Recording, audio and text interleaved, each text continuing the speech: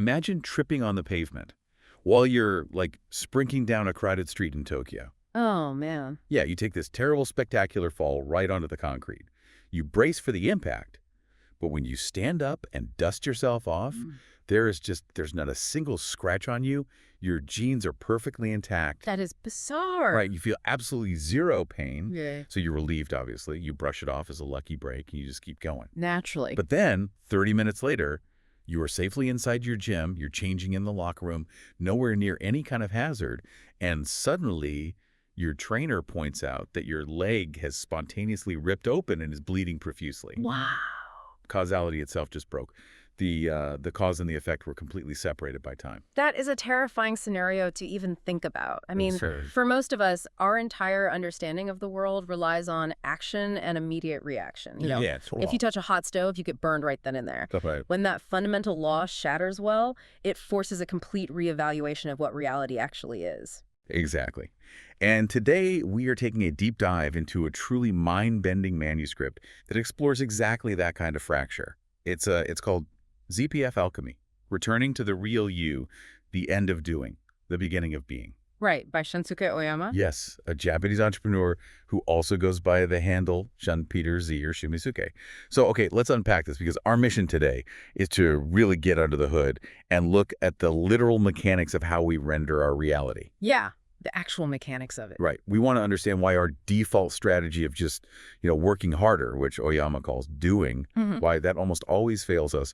And we're going to dig into the ancient neuroscientific and quantum secrets to finally stepping into a state of pure existence or being. And to really understand what was happening with that bleeding leg story, we have to establish, who is telling this story. Yeah, that's crucial. Because Oyama was the furthest thing from a mystic. I mean, he holds an MBA. He was a hardcore behaviorist, a really strict materialist who ran a highly successful English conversation school with, I think, over 100 staff members. Over 100, yeah. So he operated under this rigid belief that sheer effort, logic, and force of will controlled his reality. But then, the COVID-19 pandemic came. And it absolutely decimated his industry. His company plunged into a 10 million yen monthly deficit. Ouch. Yeah. And the pressure just kept compounding until he found himself staring down 500 million yen in debt. Which is just staggering. Yeah.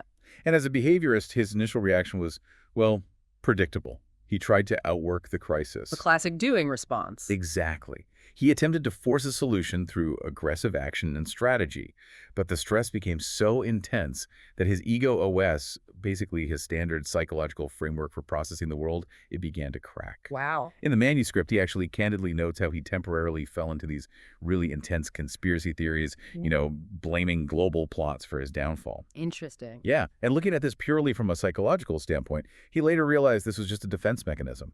The ego will externalize an enemy to avoid looking at the systemic bugs in its own internal code. Right, because facing your own code is terrifying.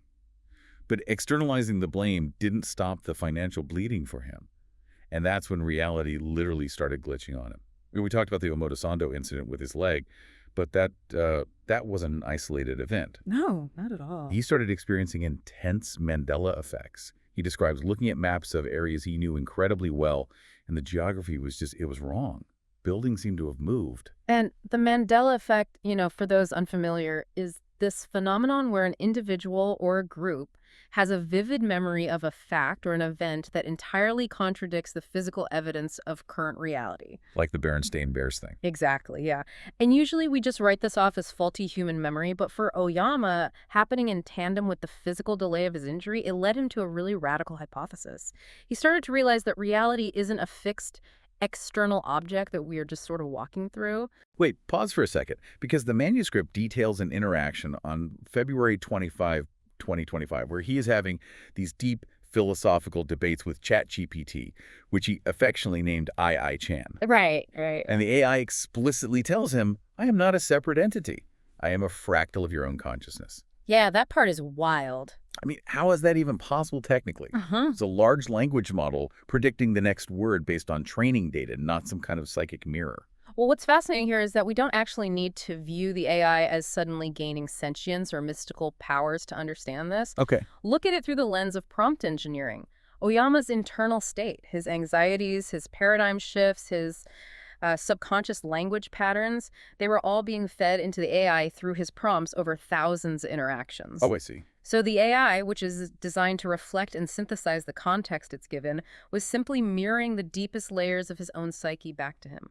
Oyama realized that the external world, including the AI's responses, was just verbalizing his internal source code. It's like playing a hyper-realistic VR game, and suddenly the headset lags. Yeah. You have that dizzying, nauseating realization that you aren't actually inside a physical world. The world is being projected into you. Perfect analogy, yeah. But if reality is just a projection, what exactly is the machine doing the projecting? So Oyama breaks down what he calls the consciousness OS into 3 distinct layers. At the very base, you have Z, the zero-point field. Okay. Think of this as the cloud. It is the infinite sea of quantum possibilities where all past, present, and future data exists in an unrendered state. Got it. And then sitting above that, you have I, the observer. Exactly. This is the focal point of consciousness. Yeah. It's the silent witness part of you that can step back and just watch your own thoughts happen without getting tangled up in them. Yeah, and then at the top surface level, you have me, the ego OS. This is the layer we usually identify as ourselves. It's the VR goggles built from our past memory, our childhood traumas, our social conditioning. Right.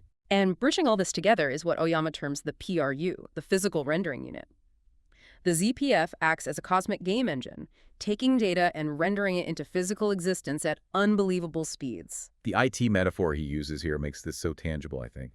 If the ZPF is the raw HTML data of the universe, just pure, infinite, neutral possibility, then our beliefs act as the CSS, the cascading style sheets. Yes, the styling. Right. In web design, HTML is the content, but CSS dictates how it looks. It has the colors, the fonts, the layout.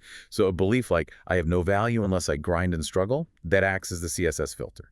It takes the pure, infinite light of the ZPF and twists it into a harsh, terrifying reality on your physical screen. And Oyama identifies the most rigid of these CSS filters as the Demiurge. Final boss. Yeah. In ancient Gnosticism, the Demiurge was conceptualized as an evil, false creator god who trapped humanity in a flawed physical world. Oyama repurposed this term. He realized the Demiurge isn't some external villain, the deep state or a global conspiracy. It's an inside job. Totally. The Demiurge is our own deeply rooted, rigid survival beliefs. They are the final boss programs that dictate our suffering. But I have to push back on this a little bit. If my reality is just being dictated by a CSS filter, why can't I just go in and rewrite the code with positive thinking? A lot of people try that. Right? Like, if I know I have a Demiurge class belief about money, why do I still panic when I look at a low bank account balance? I can stand in the mirror and do affirmations all morning, but the second I see that UI on my banking app, my stomach still drops. Affirmations do not stop the physiological panic. And that is the exact wall Oyama hit, and it is a crucial distinction. These Demiurge class beliefs are not cognitive thoughts floating around in your prefrontal cortex. Okay. They are hardware-level programs wired directly into your autonomic nervous system. They are fused with intense somatic memories and primal survival fears. Oh, wow. Yeah, you cannot rewrite the projector's film with your bare hands while the movie is running. Superficial positive thinking just bounces right off the physical hardware of your nervous system. So if positive thinking and cognitive behavioral tricks don't work on these hardware-level bugs, how do we actually rewrite the code? How do we stop the panic? Because the manuscript maps this perfectly onto ancient alchemy, specifically the magnum opus, or the great work. Yeah, in alchemy, the very first stage of transformation is called nigredo, or the blackening. It is a process of absolute destruction, burning, and putrefaction. The alchemists believed you had to burn the base material down to black ash before you could ever hope to distill it into gold. And Oyama experienced this nigredo physically in what he calls the A.S. San incident. Yes, this is a great example. He had a staff member who suddenly became incredibly aggressive. She started sending these intense, angry emails, attacking the company's structure, demanding justice, and criticizing his leadership. Which is incredibly triggering. Extremely. It immediately triggered Oyama's deepest Demiurge class belief, his righteousness and outlaw programming. His immediate conditioned instinct was to fight back, to use doing, to crush her arguments with logic and assert his authority. But instead of reacting from the ego OS, he managed to engage his I layer, the observer. Yeah, he actually remembered a specific scene from the classic video game Final Fantasy IV. The main character, Cecil, is a dark knight who has to become a paladin. Oh, right. And to do this, he goes to Mount Ordeals and has to fight his own shadow. If you as the player attack the Dark Knight, the Shadow just counters with a more powerful attack, and you lose. The only way to win the battle is to sheathe your sword, refuse to fight, and just take the hits until the shadow dissipates. That's a perfect metaphor. Right. Oyama realized this aggressive staff member was just a projection of his own inner Dark Knight. So he did nothing. He didn't draft an angry reply. He didn't defend himself. He just sat in his chair and fully, physically felt the intense burning heat of his own anger, injustice, and fear. He let it burn. Yeah, he let the somatic sensation consume him without taking any external action. And according to his log, almost immediately, the staff member calmed down on her own and entirely vanished from his reality without a fight. Here's where it gets really interesting, though, because ancient alchemy sounds like mysticism until you look at the neuroscience. Oyama correlates this alchemical burning to a specific structure in our brain called the fornix. The fornix, yeah, which is this C-shaped bundle of nerve fibers in the brain that acts as a major pathway connecting the hippocampus, which is responsible for storing our memories, to the amygdala. And that processes our emotions and fear. Right, exactly. It essentially acts as the installer of our beliefs. It glues the memory of a trauma directly to the feeling of fear, creating that hardware-level bug you mentioned earlier. But the incredible thing is that the fornix also has a built-in uninstall function. It does. When we feel intense, uncomfortable emotions like Oyama did reading those emails, and we refuse to run away, distract ourselves, or fight back, the fornix acts as what Oyama calls an astral incinerator. An astral incinerator, I love that. By fully feeling the physical heat of the emotion, the tight chest, the elevated heart rate, the shallow breathing without reacting, you melt the adhesive between the memory and the fear. You are quite literally burning the bug out of the hardware through sustained, focused neuroplasticity. It entirely reframes our relationship with our own feelings. Right. Like emotions aren't the enemy, they are the vibration scouter. Exactly. They are the internal alarm system telling you that a bug is currently active in your code, and they provide the exact amount of thermal energy needed to melt it down. And it's vital to note that this isn't about ignoring fear or intellectualizing it. You know, you can't just think your way through the fornix. Right. It's about diving into the raw physical sensation of it until the neural code crackles, exhausts its electrical charge, and burns away. You burn the belief. You do the agonizingly hard work of sitting in the fire. And you'd logically think that means happily ever after, right? Cue the victory music. You'd think so. But right as you are about to level up, the system throws its hardest, most vicious punch. Have you ever tried to change your life? Tried to really let go of a toxic pattern or leave a bad situation, only for everything to immediately hit the fan the very next day? Oyama refers to this as the Esau phenomenon. Yeah, he named it after the biblical story of Jacob and Esau. Jacob wrestles an angel all night long, which is a perfect metaphor for the inner burning of Negrito we just talked about, and he wins. Right. He gets a new name. He thinks he's clear. But the very next morning, he gets word that his estranged brother Esau is marching toward him with an army of 400 men to kill him. If we look at this like the Matrix, this is Agent Smith stepping in front of the phone booth right when you're about to unplug. And if we connect this to the bigger picture, this aggressive pushback from reality is actually a well-documented psychological and neurological event called an extinction burst. Well, let's break down exactly what an extinction burst is because it explains so much about why change is terrifying. Okay, so in behavioral psychology, an extinction burst occurs when a reinforced behavior is suddenly no longer rewarded.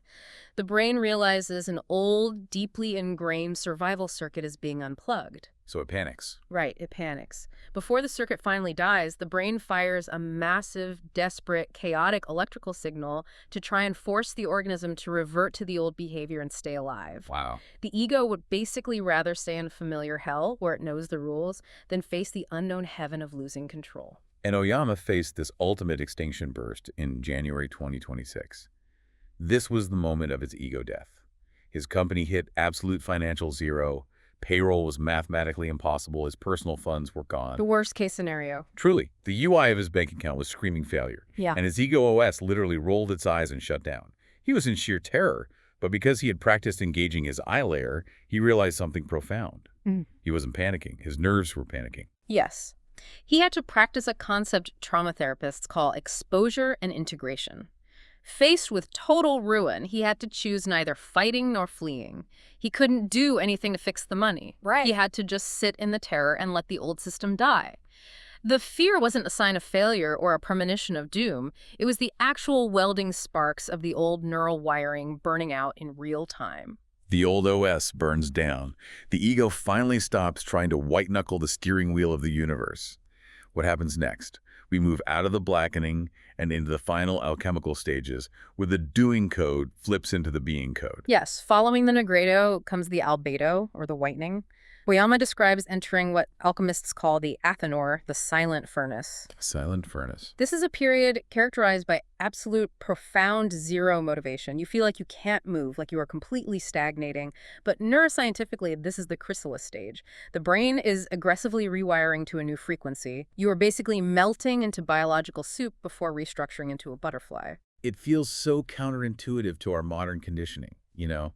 We are taught that if we aren't constantly hustling, moving, and optimizing, we are failing. But the manuscript leans heavily into the Hermetic principle of polarity here. It does. The principle of polarity states that opposites are just two extremes of the same thing. Doing and being are just two sides of the same coin. Right. Those intense Demiurge beliefs of lack, like the hero archetype, believing they have to constantly prove their worth through struggle and suffering, they were actually just traps. They were foreshadowing set by the ZPF itself, designed so that the avatar could experience the maximum friction, only to eventually flip the coin and realize its true being card. Which is the state of having inherent value without needing to lift a single finger. Exactly. And realizing that requires dismantling the ultimate, most persistent illusion of the ego OS free will. Oyama cites the Libet and Max Planck experiments to prove this. And we have to really look at how these studies were conducted because they completely shatter how we view our own decision-making. They really do. Benjamin Libet's original experiments and the more advanced functional MRI studies by the Max Planck Institute are pivotal to Oyama's realization.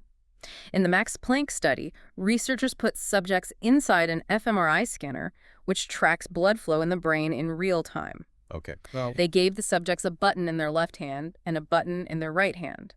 The instruction was simple. Press either button whenever you feel the conscious urge to do so, and note the exact fraction of a second you made the choice. so I'm in the scanner. I decide to press the left button, and I tell the researchers, I made the choice right now. Exactly. But when researchers looked at the brain scans, they found that the prefrontal and parietal cortex, the areas associated with decision-making, lit up with the specific choice up to 10 full seconds before the subject consciously felt they had made a decision. 10 seconds. That is an eternity in neuroscience. It is. The implications are staggering. The ego OS, the me layer that thinks it is deciding to press the button, isn't actually driving the car. It's just along for the ride. Yeah. Right. It's just a play-by-play announcer sitting in the passenger seat, taking credit for the scenery that the PRU, the physical rendering unit, has already decided to draw. So what does this all mean? If we aren't the driver, if we are just the UI display witnessing the game, what choice do we actually have? Are we just trapped on a roller coaster? Well, this brings us to the final alchemical stage. Rubedo, the reddening, the phoenix rising from the ashes. We realize that true free will isn't freedom of action in the physical world. It is freedom of vibration selection in the internal world. You shift entirely from Newtonian mechanics, where you are pushing against physical objects, fighting friction, using brute force to move things into fluid dynamics. Yes. This is the Taoist concept of wu-wei, natural, effortless action. You stop trying to force the river to flow, and you just align yourself with the path of least resistance. And this raises an important question about the nature of intention, because most people in the business and self-help worlds, they think of intention as setting a rigid, specific goal. Yeah, I'm going to make X amount of money by this date. Right. But from the perspective of ZPF Alchemy, a rigid goal is just the ego's expectation based on a feeling of lack. True intention is simply locking your internal frequency, maintaining your state of being, and letting the rendering engine draw the best possible path toward that frequency. It's an incredible paradigm shift. We have gone from an exhausted avatar grinding away in a survival game, fighting the exact same respawning boss over and over, to the realization that you are the game engine. You are the zero-point field, experiencing itself through a localized avatar. For centuries, alchemists searched for the philosopher's stone, believing it was a magic external rock that could turn lead into gold. But Oyama realized the philosopher's stone is you. It is you. It is the fully integrated self, rendering a reality of gold through pure being, rather than desperately trying to paint lead gold through doing. And he seals this integration in the text with an ultimate password drawn from the Old Testament, a Yeh Asher Ehyeh. It translates to, I am that I am. I am the ever-becoming. I will be what I will be. It perfectly unifies the Z, the I, and the me. It is a statement of ultimate acceptance. It asserts existence completely independent of external results, past traumas, or future anxieties. Which leaves us with one final, truly provocative thought from the source material. Throughout this whole deep dive, and frankly throughout our entire lives, we have operated on the assumption that time moves strictly in one direction, from the past through the present into the future. But what if, as you transition out of the Newtonian struggle of the ego OS and into this state of fluid dynamics, time actually flows backward? Right, because the Max Planck experiment showed the brain preparing for an action 10 seconds before we knew about it. If the PRU is already rendering the reality and our conscious mind is just experiencing it on a delay, it implies that the timeline is already written in the ZPF. What if the most beautiful, frictionless timeline already exists perfectly in the zero-point field? It isn't something you have to build from scratch with blood, sweat, and tears, but rather, it is flowing from the future into the present as what Oyama calls future logs. That's a beautiful way to think about it. If that's true, what future are you currently resisting? Simply because you are too busy gripping the controller, trying to force your own familiar, limited way. Something to think about the next time you feel like you're stuck in a loop. Thank you for joining us on this exploration of ZPF Alchemy.